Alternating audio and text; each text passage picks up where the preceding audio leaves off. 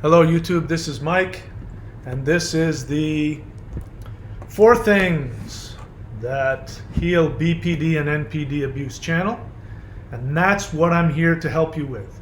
And today I'm going to talk to you about the pernicious disease of resentment and how it festers inside of you. It creates boils and pustules, and how so-called victims, you and I, if you're watching this channel, if you were in a relationship with a borderline or a narcissist who devalued you and abused you, you have been hurt. You have been infected with that horrific zombie virus. So if you're like me, I'm talking about you and me. And I'm going to share with you somebody who is showing you how resentment can turn the so-called good person, the codependent, how it can turn them into controlling, bitter, angry, manipulative, abusive people in return. And bear in mind, I've said this from the beginning, and I'll say it probably a bunch of times over. If you do not do a 4th step in the 12 steps, if you don't do it and do as many as you need to get rid of your pain and your anger, you will take that pain out on other people. You will abuse other people. You won't even know you're doing it.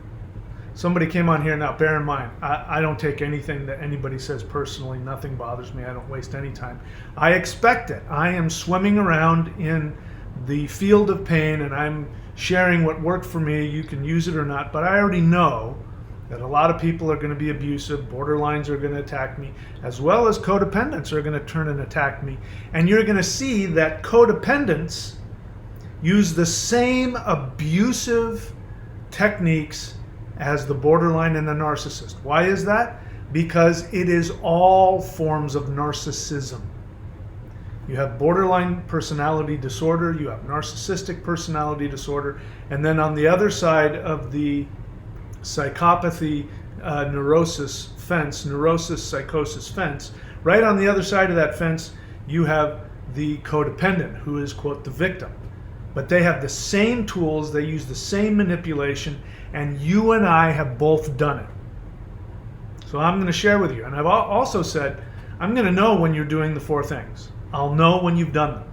Now, we're all doing our best, and it doesn't mean that we're going to get things perfectly, but we should be willing to heal within ourselves, because if we don't, we will abuse other people if we don't take care of ourselves, and I'm going to prove it to you. So, I said in my video, Amber Heard diagnosed as borderline. First off, let me just say, I feel horribly for Johnny Depp. It's clear that he has, I gather that he suffered a lot in childhood, and he suffered a lot in this marriage. There's no doubt she was extremely abusive to him, and I feel for him. And if the court gives him a win and he ends up winning in the court of public opinion, as well as financially, and he's able to get his career back where it belongs, nobody will be happier for him than I will. Having said that, I also said that I felt bad for Amber Heard. And the reason that I felt bad for her was that there was a psychologist who was giving a diagnosis of a severe mental illness, 2 personality disorders. They gave her histrionic personality disorder and a borderline personality disorder. Both of those huge blows to anybody's, reputation. Had this been done privately the way it should, because this is a lawsuit between, 2 individuals, instead of that, it is being broadcast all over the world, and everybody in the world heard a psychologist, because she had to. She was there under law. She had to give her testimony. But she gave a testimony saying that Amber Heard did in fact suffer from both borderline personality disorder and histrionic personality disorder.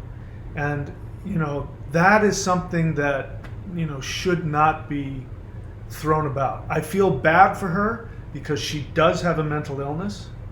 And I do know that borderlines, they suffer from the effects of their own mental illness. The destruction they cause others comes back on them. And I have compassion. If it is true, even though I am here and I'm a strong voice that talks about how horrific it is to be on the other side of a borderline, and how I say you should be ruthless when it comes to going no contact and never ever speaking to them ever again, and don't make any excuses for their abuse and don't put up with it. It doesn't mean that I don't have tremendous compassion for them. If there was one thing in this universe, if I could snap my fingers and heal it, I would get rid of this thing called borderline personality disorder. I can't imagine a worse thing to live with. It's horrible. So, have I been clear? Have I kissed everybody's ass enough? I feel bad for Johnny Depp. He deserves whatever he gets out of this. I hope that he gets his career back. She's obviously been horrifically damaging to him, and she is also a victim of her own mental illness. Now, I can say that. I can have that, what I believe to be a balanced viewpoint. As you can tell, I don't have any dog in this fight. I don't need to make one person feel better than the other. I don't need to destroy anybody. I don't need to defeat anybody. I'm just telling the truth. I feel bad for everybody. You know why? Because it doesn't affect me. Why doesn't it affect me? I hear Amber Heard talk about whatever. I hear Johnny Depp talk about how she, pummeled him, and said all kinds of horrible things. And why doesn't that make me furious? Because I did the 4 things. And among the 4 things is the 12 steps.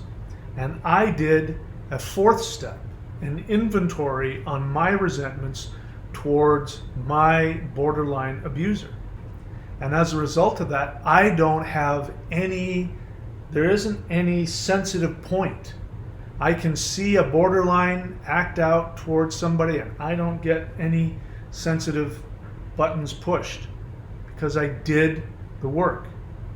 Now, all we can do is our best, and maybe it'll take you a little longer than it took me, but that's okay. If you do the 4 things, and when you're doing the 12 steps, which is number 2 of the 4 things, you will also be given an opportunity to be free of anger. And that means not denying your pain and at the same time not having an axe to grind. But if you're still pissed off and you start getting angry at large groups of people, it means that you haven't done the work, and it means that you will be abusive. So somebody came on here thinking they were being cute, thinking they were being clever, and trying to make a point, and without realizing it, they were abusive towards me. Now, again, I'm not going to lose any sleep over it. And you may not even realize the abuse was subtle. It was grandiose, and it was, if you're on the other side of it, it's annoying. But it is abusive. It's controlling, manipulative, and abusive.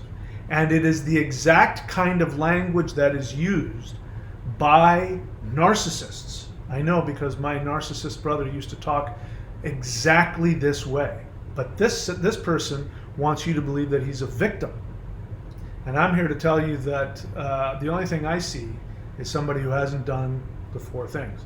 So here's what this person says in response to my video about Amber Heard. It's a he. He says, "One thing regarding your speech early in the video, preaching that we should have compassion for Amber's mental illness. I'll listen to that particular point of view if you will bring a similar example where the gender identities are reversed, because I'm not inclined to dish out compassion for mentally disordered people who abuse and traumatize others." I could go on. He goes on and talks about, well, let me just read it. Let's just, I mean, he's made this in front of the whole world, and I found it to be manipulative and devaluing towards me. He says, I'm not inclined to dish out compassion for mentally disordered people who abuse and traumatize others. The good thing about the case is there's actually a public acknowledgement that men can be victimized by abuse from toxic women. But because of the huge double standards and gender bias our society has around this subject, I'm not offering Amber one speck of my compassion. If the gender roles were reversed, he spells roles R-O-L-L-S, not R-O-L-E-S. If the gender roles were reversed, would you be preaching the same message of compassion? Also, too, as a recovering codependent myself, he says, we're naturally inclined to offer too much compassion where it's not appropriate or necessary. So I feel the need to pull back the compassion dial sometimes to neutralize these codependent tendencies. So at the end, he's letting us know that this is part of his recovery program, to pull back compassion. So I'm just going to take this one thing at a time. First thing he says is, he's now, I shared a feeling. Let's just be clear. I didn't preach anything. I didn't tell him he had to have compassion. I didn't tell any of you had to do anything. I shared a feeling, and it's an honest feeling. And that feeling is, I feel bad for her. I can feel bad for her and also feel bad for Johnny Depp. I can want her to be to lose the case and to have whatever penalty is legally appropriate. I can want people to see, what happens in these kinds of relationships. I can want all of that and still have compassion for her. Why? Because it's true. She is in horrific amounts of pain. I would be surprised. I wouldn't be surprised if she wouldn't surprise me. I hope that doesn't happen. I hope she gets help. But, borderlines suffer horrifically. And the fact that they suffer doesn't mean that they don't make other people suffer. This guy obviously has suffered horrifically at the hands of a woman. I can relate and have compassion for that because so have I. My mother, my ex-wife, and the borderline that I dated. So I have compassion for him for that. But all I did was share a feeling. I didn't come knocking on his door. Hey, I'm coming here with the gospel of how you need to have compassion. And let me tell you why you should have compassion. I never said that. I never once said that. I said, I feel compassion for her. I feel sorry for her. So he devalues me and sarcastically warps what I did by saying that I preached at him, which I didn't do. He says, regarding your speech early in the video, preaching that we should have compassion for Amber's mental illness. And now he's going to get, this next phrase is exactly what my abusive narcissist brother would do. This is exactly the kind of language he would use.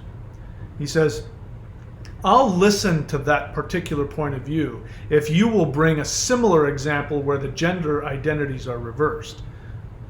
The grandiosity there, he's going to deign to listen to me, but only if I do this extremely unreasonable thing. That's exactly what my brother would do. If my brother was harassing me or abusing me and I wanted to say anything or defend myself, he'd say, and he was twice my size. He was 5 years older than me.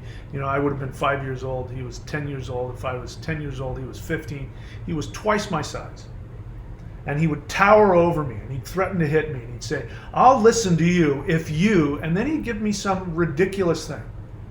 This person is doing the same thing here. He is in his grandiosity. He's gonna deign to give me the honor of him listening to me. If I give to him, what is exactly he wants?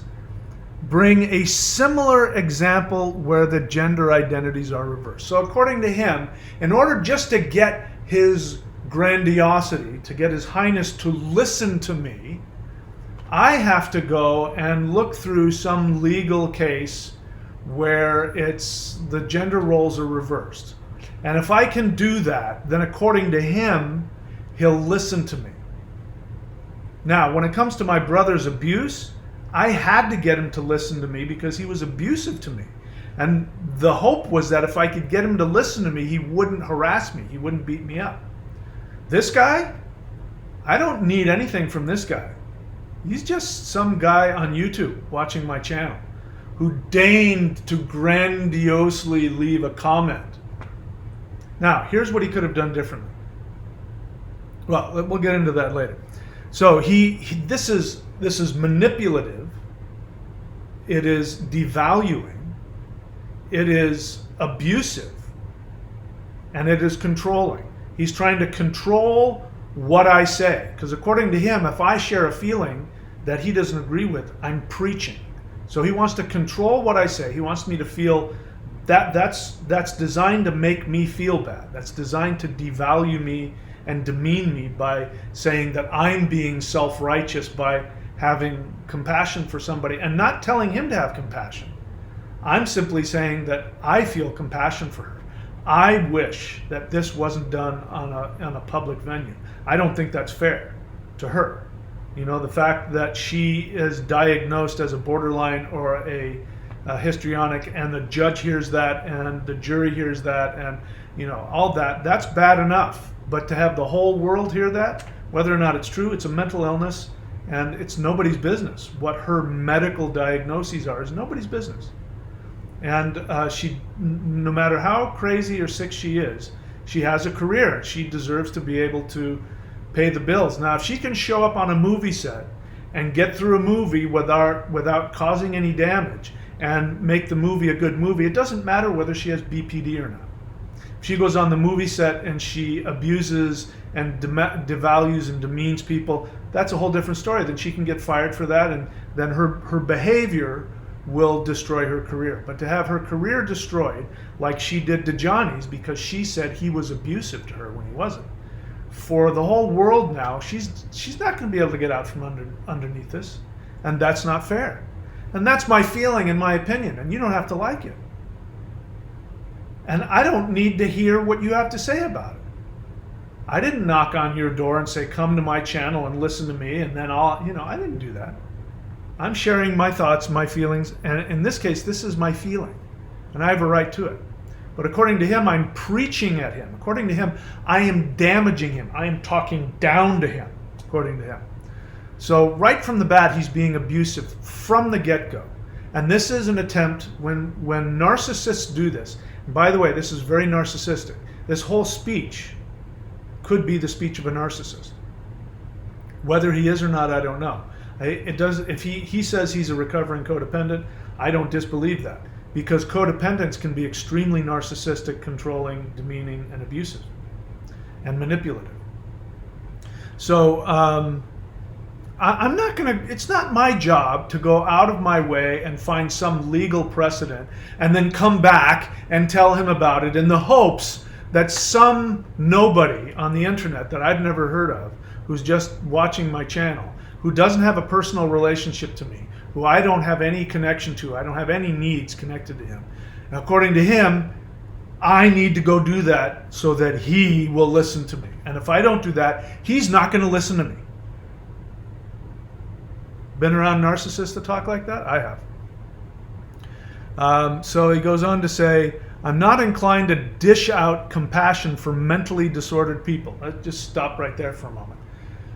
He says that he is not inclined to dish out compassion for mentally disordered people. Now, he didn't say, I'm not inclined to give out compassion to people who are rational and should know better. He's only a codependent. He should know better. A mentally disordered person. What is the definition of mentally disordered? I mean, the word itself, mentally disordered. Their mind is disordered. They honestly do not have the same comprehension of reality that you and I have. But more importantly, they do not have the level of emotional control. They don't have the level of control over their impulses. None of that excuses anything. Having compassion for somebody does not excuse them for anything. This guy doesn't know that. Why? Because obviously he grew up in a disordered household where he wasn't given any compassion. This is all projection. He wasn't given any compassion by his parents either.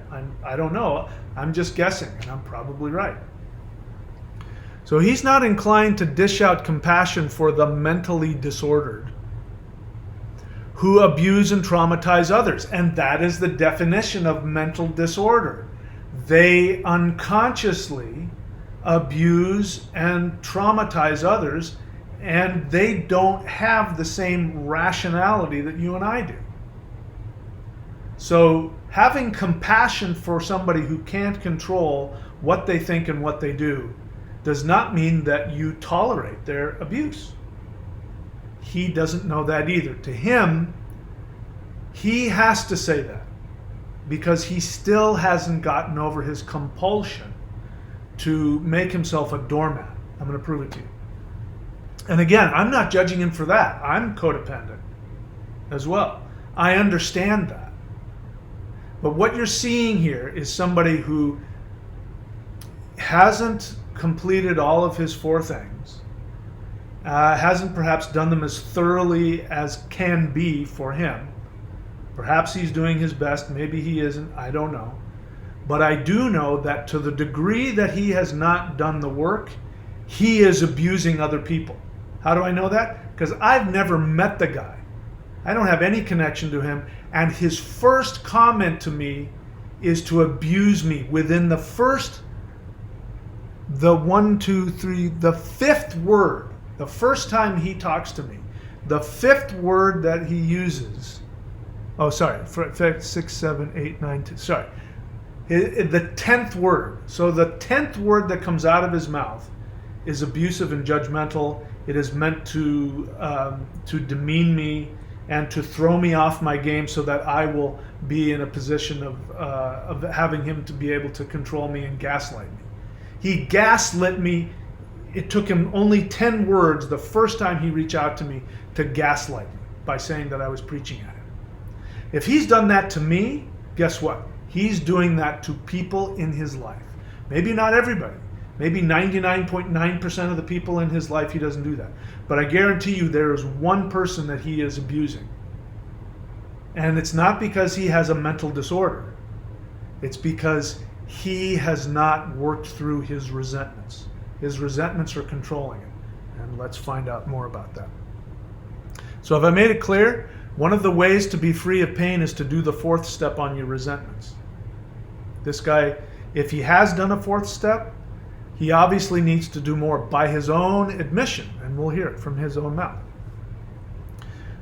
So he's not inclined to dish out compassion for the mentally disordered who abuse and traumatize people, which of course is redundant because mentally disordered, that's the symptom of their mental disorder.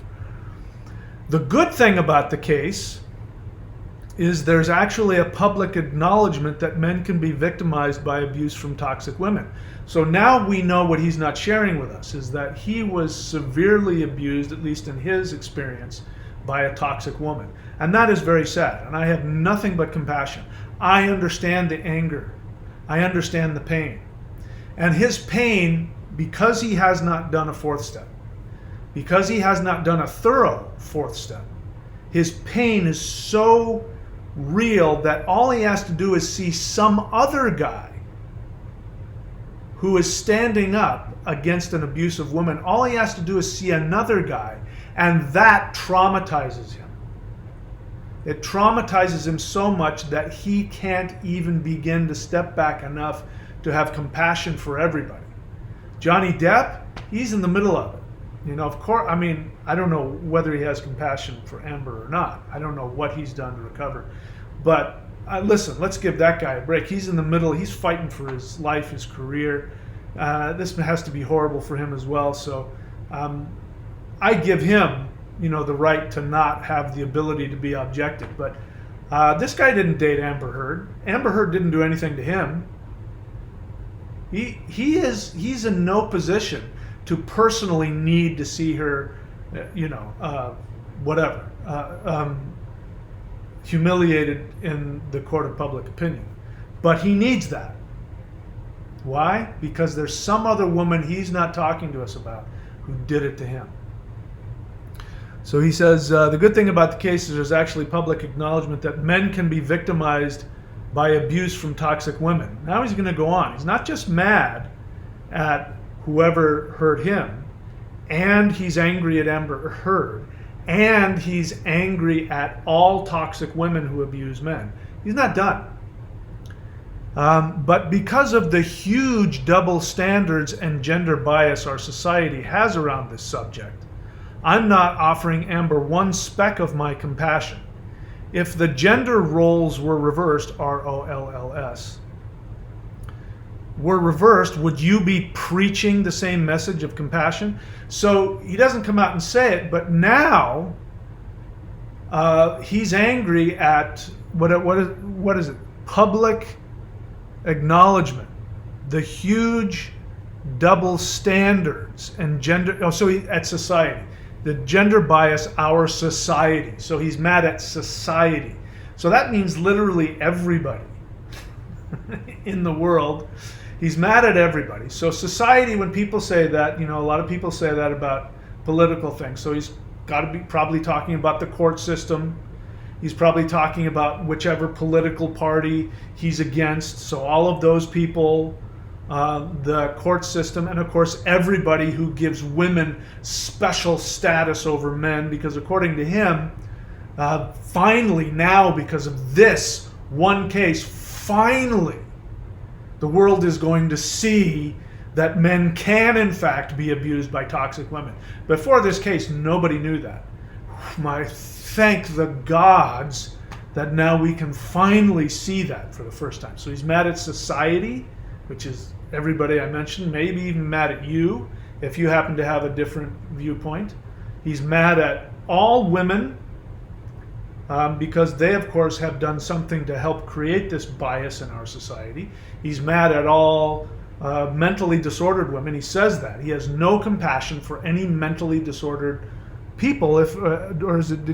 People. He has no compassion for mentally disordered people. Now he makes the caveat, mentally disordered people who traumatize and abuse others. In this case, every single person who's got BPD or NPD, by definition, they traumatize other people. So he's angry at every single mentally disordered person. And he's angry at toxic women. And he's not going to offer Amber one speck of his compassion. If the gender roles were reversed, would you be preaching the same message of compassion? Yes, I would be saying the exact same thing. And also too, now he's going to he's going to virtue signal to us.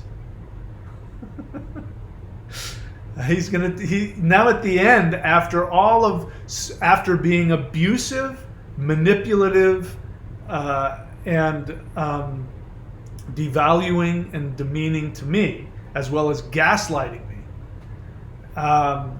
Besides all of that, he's now going to virtue signal. And he says, also too, as a recovering codependent myself. Now let's just define what a recovering codependent is. I don't know, he might have a whole different idea of what a recovering codependent is.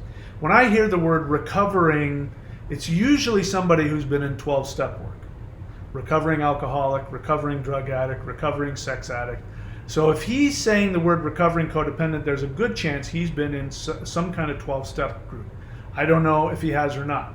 Maybe that's not his definition. Maybe his definition is he's been to a couple of therapy, or he watches super empath channels. I have no idea. But he says, as a recovering codependent myself, now he's going to speak for all of us. He says, we're naturally inclined to offer too much compassion where it is not appropriate or necessary.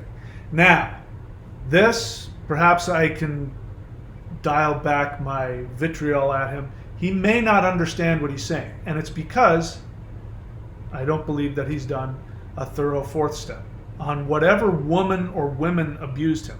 I'm going to guess mom, perhaps one or more serious romantic entanglements in his life. That's a fair guess. That's certainly the case for me. But this idea that we offer too much compassion. Compassion is not something that is used as a tool. When you offer too much of something, it means you're giving away too much of yourself. So when he says we offer too much compassion for people who don't deserve it, what he really means is that he's giving away his boundaries. He's giving away his very valuable loving feelings. Having compassion has nothing to do with that. What he's talking about, he is conflating. If you don't know what the word is, there's confusion and conflation. He is conflating two different things. He's conflating codependent bartering by being kind and forgiving and being a doormat in the hopes of getting somebody's love and approval. He's conflating that with compassion. Because compassion doesn't cost me anything. According to him, if you have compassion for somebody, they have to be worth it, which means you can only have compassion for Amber Heard if she takes responsibility and in whatever way this guy feels is necessary, makes up for whatever she did. Because he says that. He says, I'm not offering Amber one speck of my compassion. We're naturally inclined to offer too much compassion where it is not appropriate. Where is it inappropriate to have compassion for anybody? I have compassion for John Wayne Gacy, for Hitler, for Stalin.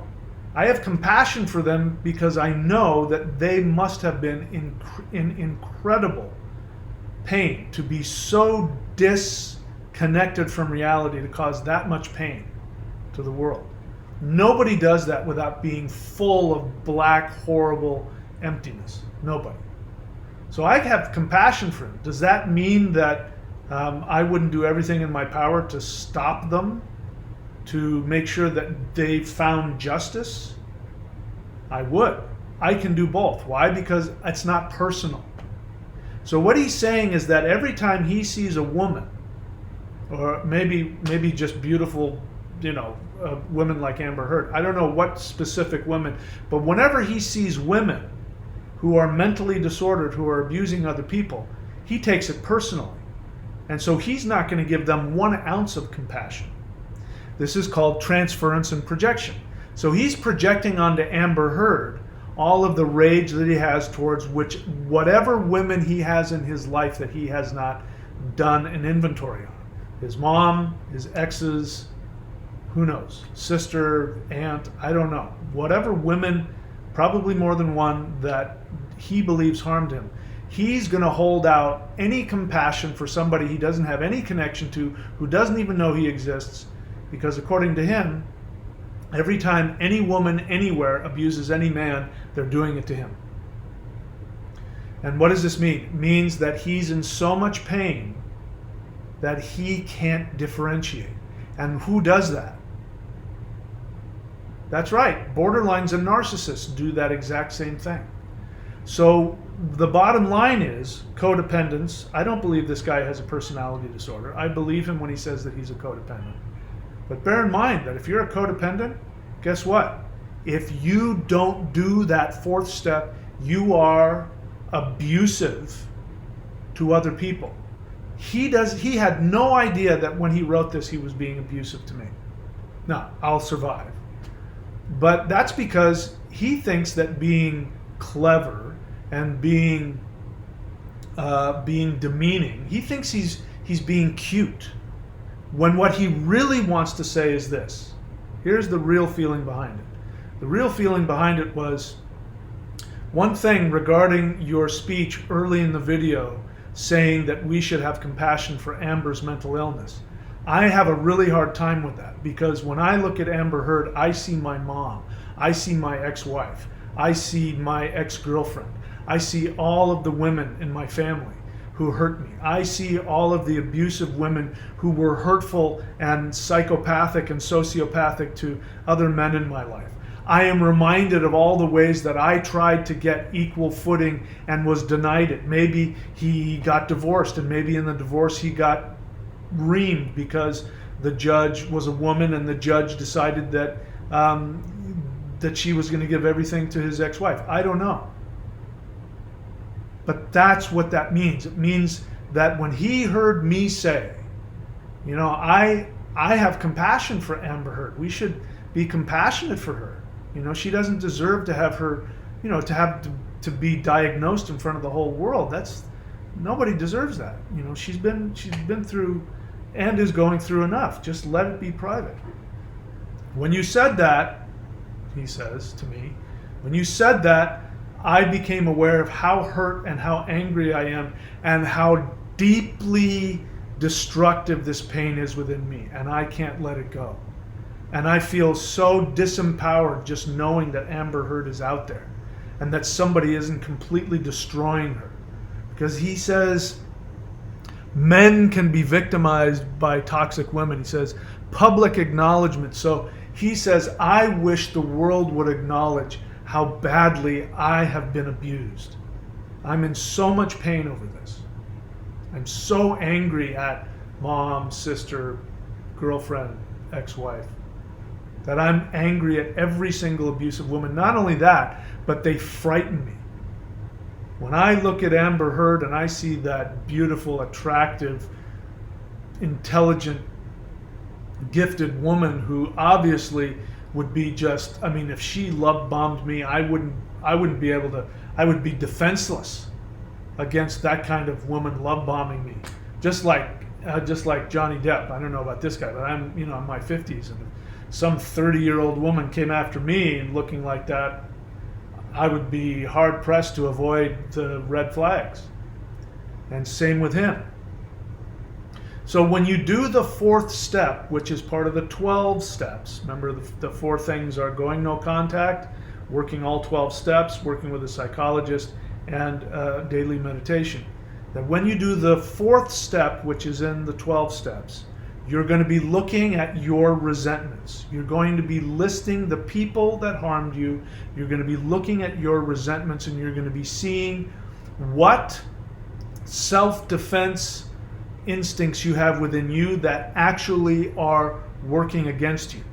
You will be able to take that time bomb of rage and pain and anger and sadness and depression, and you will be able to slowly take that bomb apart. You will defuse that time bomb so that you won't unconsciously abuse people like me, I'm just honestly sharing my feelings. And I don't regret any of that. But my friend, no.